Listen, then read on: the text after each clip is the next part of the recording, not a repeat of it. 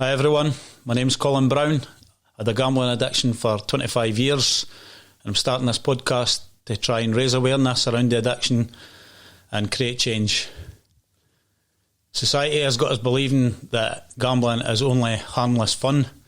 However, 1.4 million people in Britain are believed to have a gambling problem, and 2 deaths per day are said to be gambling related.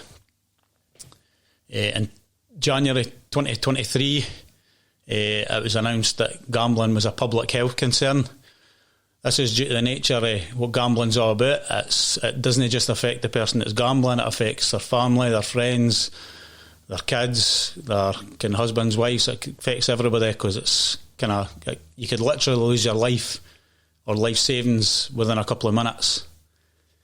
Personally, I've been off the gambling now for 9 months and I feel in a great place. That's why I want to deliver my story and hopefully help out people that can maybe relate to what I'm going to say.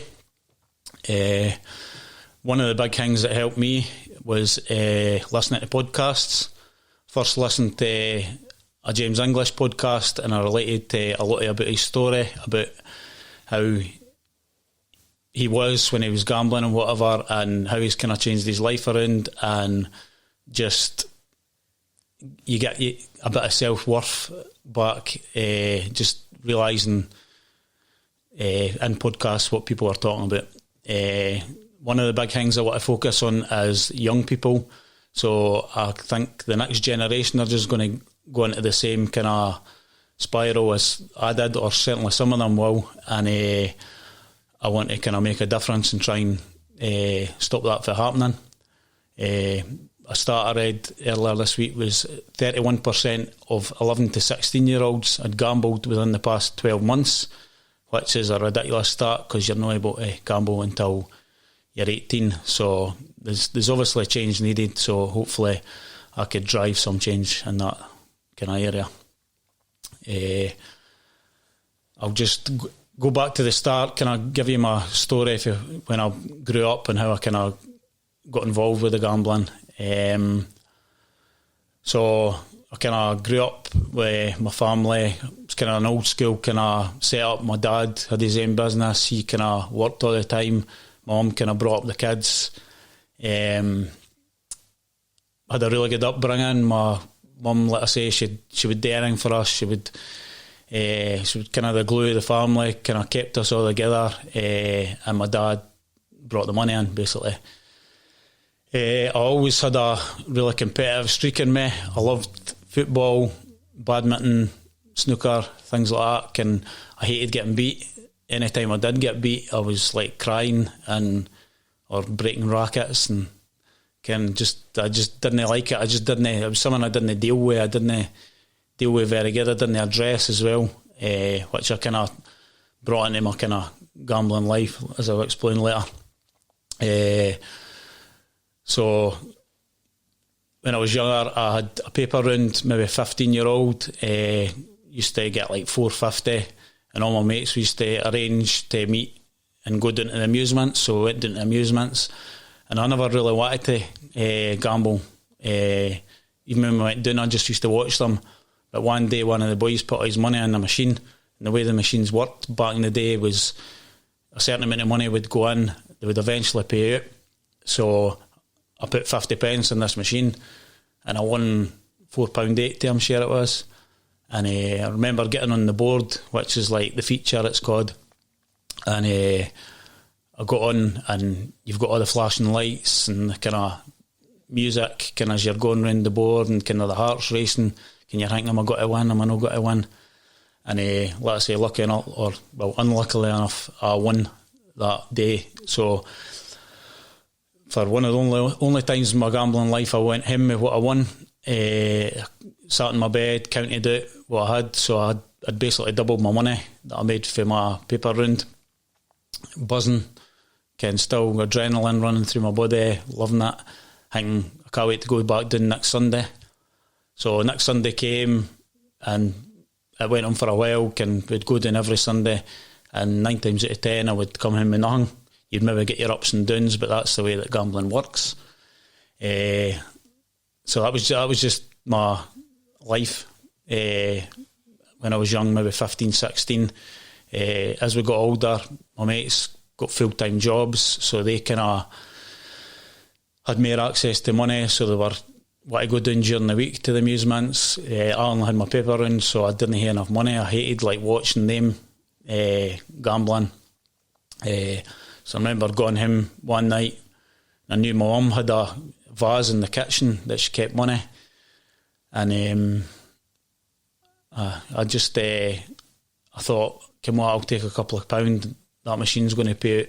So I turned a couple of £, I went straight back down and I lost it. And I was like, oh no, how am I going to get that money back? So I just thought I'm going to get caught, but I didn't get caught. And as it went on, I was just going to this vase and I would try and take a wee bit extra money. It was, that's probably initial. Obviously I had a problem then, but your gambling mind kind of told me, come what, my dad's got a good business, he's earning loads of money, I hardly see my dad. I kind of justified that I wasn't doing that a bad thing. Obviously it was really bad, but so that kind of went for there. As I was getting older, I got a full-time job myself. Then I got access to loans and credit cards and stuff. So my gambling, I wouldn't say I wasn't betting bigger stakes then. I was just betting more often. I was just betting kind of like £10-20, but I was betting maybe 2, 3, 4, 5 times. So I had 5 bets instead of 1. And all my mates used to always say to me, oh, you always win all the time. But what they didn't realise was I had 5 times the bets that they had. So like I say, it kind of, by this time I was kind of going into bookies. It kind of escalated from amusements to bookies. So you had like roulette machines and that. They were known as like the crack cocaine of gambling. They were just so addictive. You would bet on the roulette wheel. You'd be able to tell what number was going to come out before the wheel actually spun.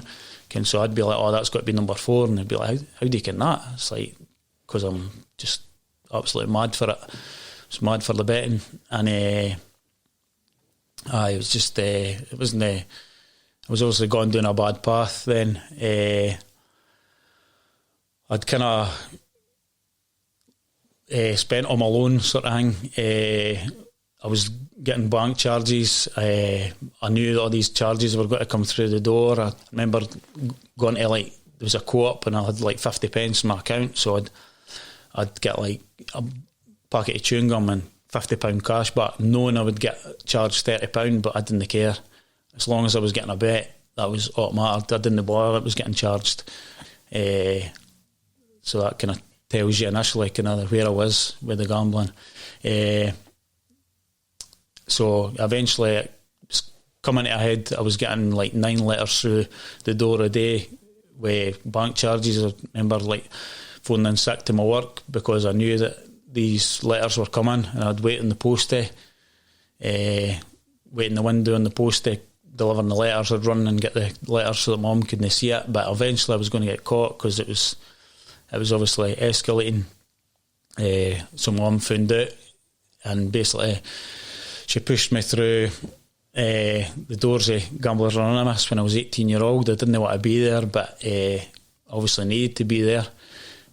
Walked in the rooms and there was 2 old guys sitting, kind of like, oh, can new guy, whatever, can give me a lot of good advice, to be fair, can give your mum your cards and kind of try and know how access to money, that sort of thing. So I went to him, told my mum, kind of told her I was doing all the right things, which I was at the time, but then eventually I convinced her, oh, I didn't need to go. I'll just I could do it myself. Mum, I think, paid off all my debts at that time, so I kind of had a fresh slate. Obviously try to do the best thing for me, but I just wasn't even close to stopping, so I just went back in the same cycle, and just go down to the bookies. One thing about the bookies as well, I'd walk down and I'd take my full intentions of just putting on a football coupon, but then I'd walk in and it'd be like a magnet taking me to the roulette machine. The hill walk down, I could be saying, right, I'm just putting a coupon on, just putting a coupon on. As soon as I open the door, it's like straight out of the roulette. It was just surreal kind of feeling that you just couldn't stop yourself from doing it. So kind of would lose my money in the roulette, and then I would be tapping mates for lends of money. I'd be doing anything to try and get money so I could get my football bet on, because I couldn't sit all afternoon and not have a football bet. So at that time I was playing football. I was doing quite well with my football, right into it, but I couldn't wait till the game finished as well, just so I could get back to the pub, see how my coupon was then. So there was one time I was 21, I was in quite a bad place and a lot of debt, and I put a coupon on and I won. I was just there 11.5 grand. That was like over 20 years ago. And I think for there, my gambling probably got worse, because I wasn't wanting to win a couple of £100 then. I was wanting to win I won thousands. So I was betting bigger stakes. It was more uncontrollable, obviously, the more it gets heavier. So as well, when I won that money, I went to my mum, told her about it, told her I won £10,000. She paid off all my debts and gave her my card and everything again, said I'm not going to gamble again, but I kept 1,500 to myself. So it was kind of like my gambling pot I'd kind of kept aside. And like I say, I was betting heavier, so that kind of didn't last very long. So my kind of 20s life, in my 20s, I was kind of just working a job Monday to Friday, no real ambition in your life, no motivation. That's the sort of things that gambling takes away from you, takes away your kind of all your good qualities, because all you're interested in is betting. I wasn't really, I kind of seen girls and whatever, but I wasn't really, I knew I wasn't in a place to be with a girl, because I knew I'd just let them down. Kind of very kind of selfish how I went about things, but so I was seeing a girl maybe late 20s, and we were meant to be going away a weekend, and she told me, she says, go and pick up my wages for my work. So she was a hairdresser, so I went and picked up her wages, £400-500, and my kind of gambling mind was telling me right away, you could double this money. So I went to the bookies, and within 10 minutes I'd put the £500 in the roulette machine. I was like, fuck, what am I going to do? Obviously need to tell her. Again, it was kind of back to square one, right, you need to go back to the bookies. She was kind of willing to support me, whatever. So I'm back to the bookies, the GA, the Gamblers Anonymous. But kind of getting my story, it was obviously getting worse from when I originally was there. The guys obviously knew that, trying to help me.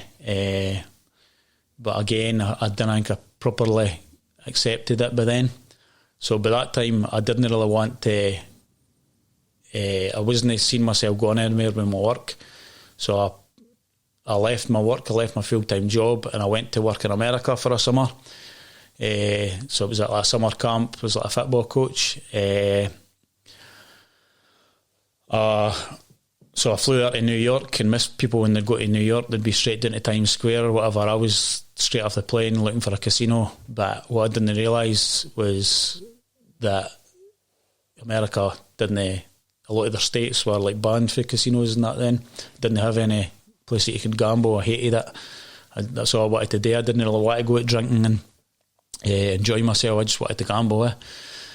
And so I'd done that in the summer, kind of worked away, enjoyed that, but I was still trying to get on betting sites to get bets on, to keep it kind of fresh in my head. The next summer I went away to Rhodes for the summer, worked away for 6 months, loved it, probably the best time of my life. I was just around people that weren't gambling, But again, I still found I was able to get internet, I was able to get on sites, I was able to place bets. So again, I was keeping it fresh in my head. Again, I came back and I was home for about a month before I went to work in Lapland, and again, I had a decent wee run, so I had a wee pot to kind of play when I was working there. So it was always just fresh, although I wasn't doing it as much, it was still fresh in my head. So I came back, got myself another job, but it was kind of just like, I kind of fell into the bracket where I didn't really have the ambition again. I'd done well in my work and I got a few promotions and stuff, but the gambling was causing havoc in my life. I was just going through the same cycles. Gambling turns you into a very secretive, selfish person. It was bringing me down. I was starting to not really care about how I was looking. Stuff like football that I'd loved all my life, I wasn't even enjoying watching it because I was betting on things like who was getting yellow cards and who was a team to win the missed corners and just stupid things like that. And so you weren't even actually watching the game. I'd go to watch my kind of team in the stadium, and I wouldn't even be watching the game because I'd be watching my phone for all the other results around the ground, and then you're not getting a signal in the ground, and you're annoyed that you can't, because all I wanted to do was just sit on my couch and gamble. I just wanted to shut the curtains, sit on my couch, have tennis on the telly, football on my phone, poker on my laptop. That's all I wanted. There was nothing that was bringing me joy, so you kind of get there's a chemical in your brain that gets released when you gamble called dopamine. It's a reward chemical, so every time you gamble it makes you feel good. So obviously the more you do it, the more that you need more of it to get the same kind of effect. So that's where your kind of stakes go higher, or you start going more erratic. Like if I was in the bookies, I would be playing a machine, and then if I'm not winning at that machine, I would be moving on to the next machine and betting on two machines, and then I would have bets on my phone, so I'd be checking my phone. And it was just I just all I wanted was to be in my wee bubble where nobody, I didn't care about nobody. I just had my own bubble that nobody can get in and nobody can ken my worries. But then as soon as you come out that bubble, that's when you realise that your life's, you're just a mess. Your head's all over the place.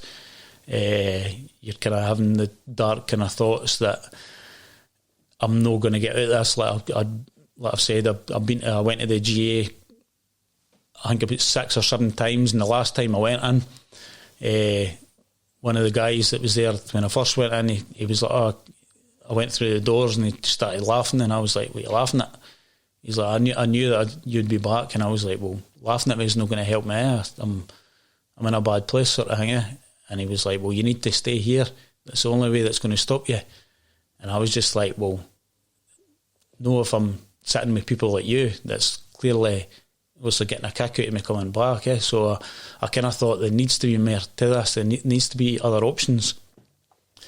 So kind of spoke about, I've been to the doctors quite a few times about it, and they kind of said, right, the only option is go to Gamblers Anonymous or take depression tablets. So I tried the tablets. I didn't really think they work, because the root of the problem isn't depression. Of course I was depressed because I'd lost all my money, I'd lost everything, I'd lost all my ambition, I'd lost all my self-worth, so I was depressed.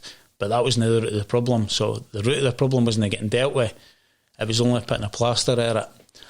So I tried that for a bit, it wouldn't work. I went to see a psychologist. They kind of tried to break down why I was thinking that way, but what I found was the person that I was in getting the psychology for had no gambling experience, and that's why what I want to kind of drive forward with this podcast is lived experience. Lived experience is so important. Like I think if somebody was like myself sitting across from me, that could relate to me, then I would have maybe got more out of it. But somebody that's kind of maybe got other qualifications that doesn't understand how I'm thinking isn't going to get what I kind of need out of it. So again, I kind of tried that, didn't work. I started with other counsellors, kind of therapists, sat down with them, kind of same sort of story, kind of you're sitting across from them. It's good to obviously speak about your problems, but if the person across from you is thinking, why did you do it? They just can't relate to a gambler, then you're kind of wasting your time, in my opinion. So again, that kind of fell by the wayside. I went to, my brother got beat up when he was younger and nearly died, so he went to a trauma doctor at the time because he used to take fits. So I went to Austria, where he stays, to try and speak to this trauma doctor. He sat me down, put me kind of almost to sleep and whatever to try to rewire my brain.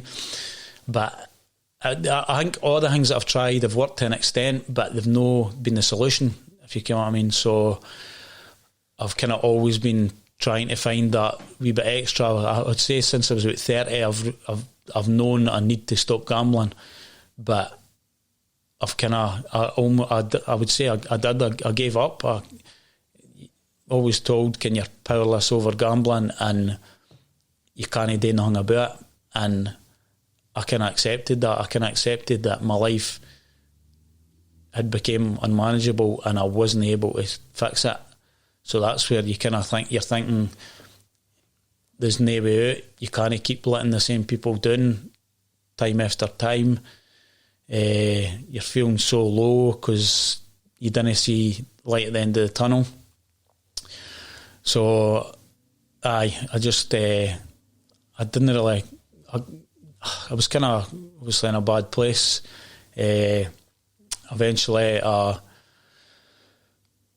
did start seeing a girl, kind of giving her or let her give me a chance. Kind of thought, this is maybe what I need. I need somebody to kind of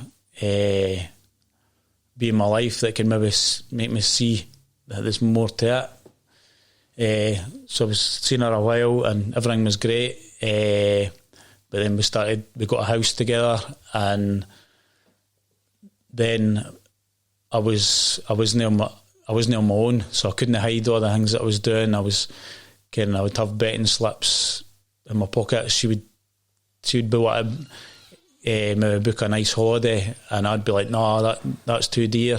But then she'd find like £2,000 worth of betting slips in my pocket. So you kind of lose the trust there.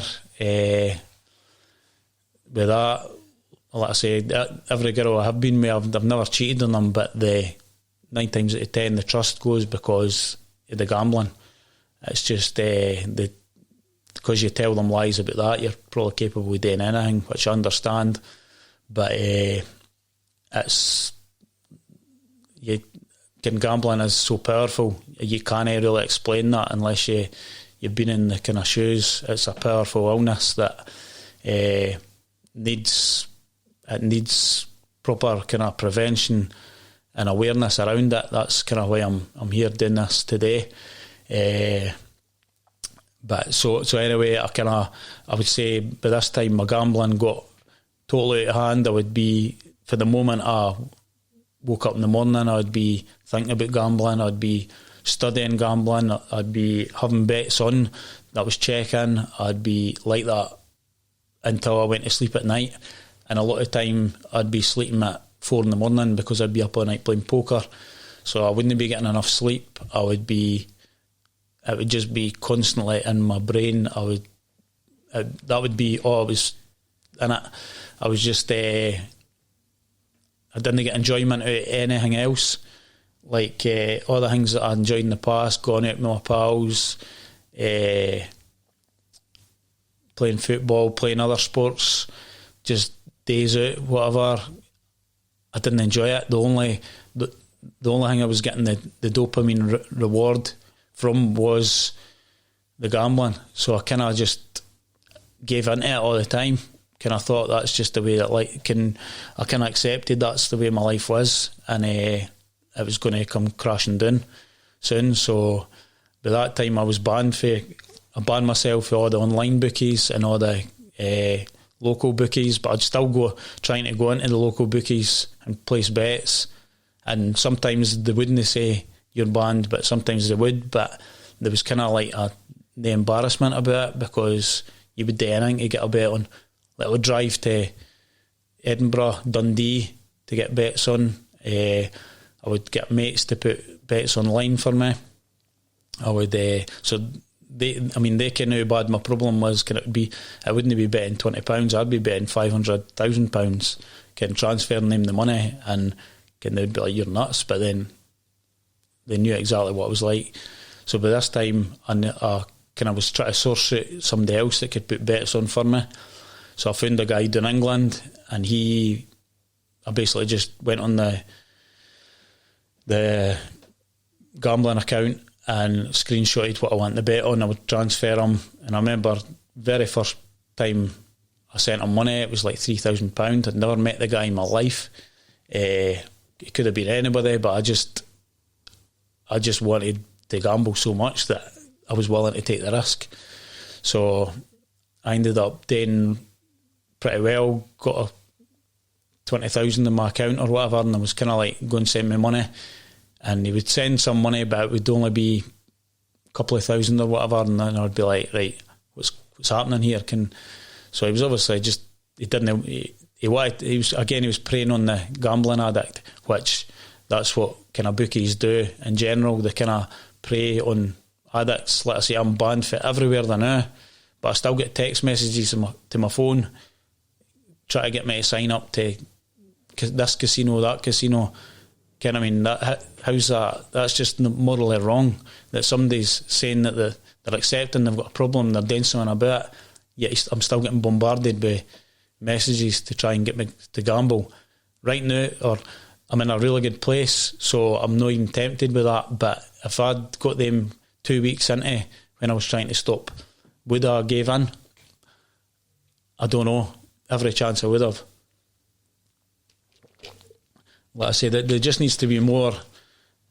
The betting industry, they spend £1.5 billion on gambling advertising, and it's just like I can't watch a football game now without them talking about gambling before the game, talking about gambling at half time, the latest odds, the adverts in between. So I've barely watched a football game all year, and that's something I love that's been taken away from me, because I know that I didn't want to be in the position that I start gambling again. So like I say, the gambling industry, like I say, when I was betting heavy online, they would be giving me £200 free bets, £100 free bets. It was like constant, because if they knew if you had no money, then you could reflect on what you're doing. But if they give me the free bets, they know they're going to get it back anyway. An addict will always keep feeding the habit, and then nothing's enough. Like, I could win £1 million, and I know that I'd maybe for a couple of days say that, I'm happy with £1 million, but then after the couple of days I'd be won £2 million. That's just the way your mind works, and I'm not expecting everybody to relate to it, but it's kind of, I reckon a lot of people will relate to it, and that's the people I'm kind of targeting here. So I eventually had to sell my house because I got myself into that much debt. I was kind of like, I'm not kind of proud of how I acted during that time, but I was in the position that I needed to. But this time I was suicidal pretty much every day. I was thinking about how I could just, when you hurt people that many times in a row, it's like you can't keep hurting them. You would rather just hurt them once more and then that'll be it. It's like, or that's the way your mind talks to you. But the one thing, my mum and my sister, they've always, even when all the times that I've hurt them, they've always seen the best in me, and I can't really repay them for how they've been with me, because I didn't deserve it. absolutely didn't deserve any of the kind of love that they gave me.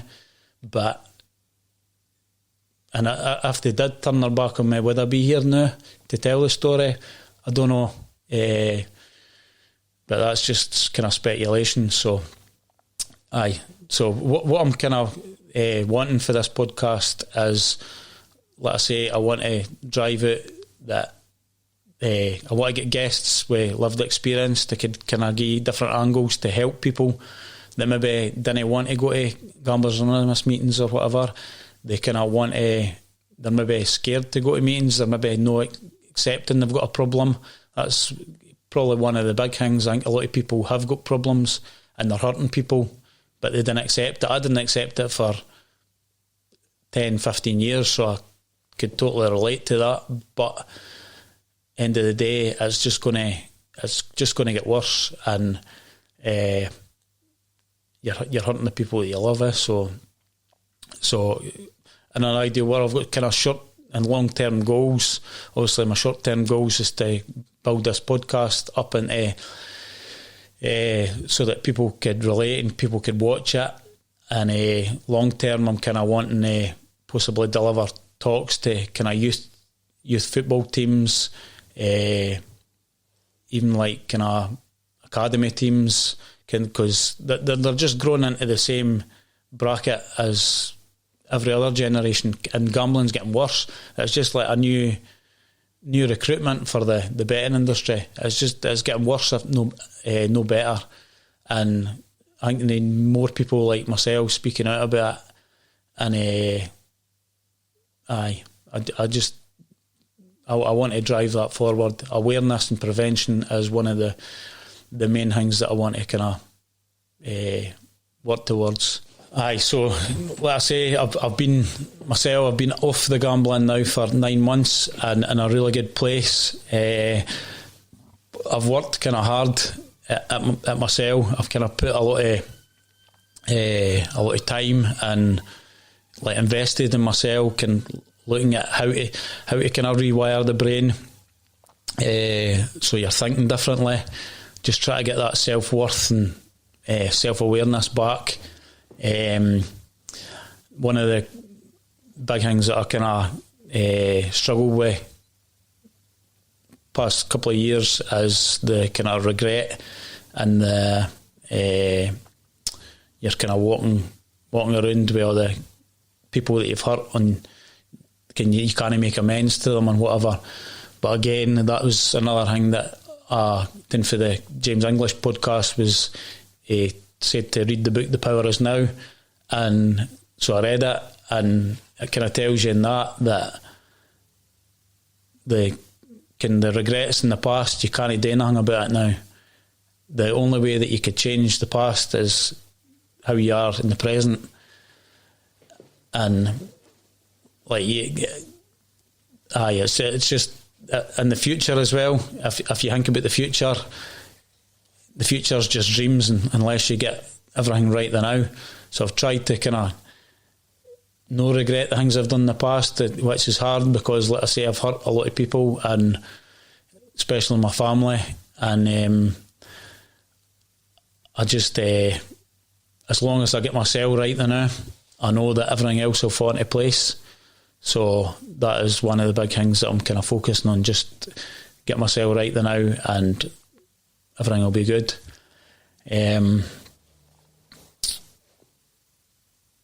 So when I first stopped the gambling, this time I downloaded an app. It was like a sober app, so it's like for all kind of addictions. But I just thought I'll kind of keep a journal how I'm doing, and it said kind of what do you want to get out of this at the start. So I was kind of like, I just want to make my sister and mum, who I've hurt so much in the past, I just want them to be proud of me.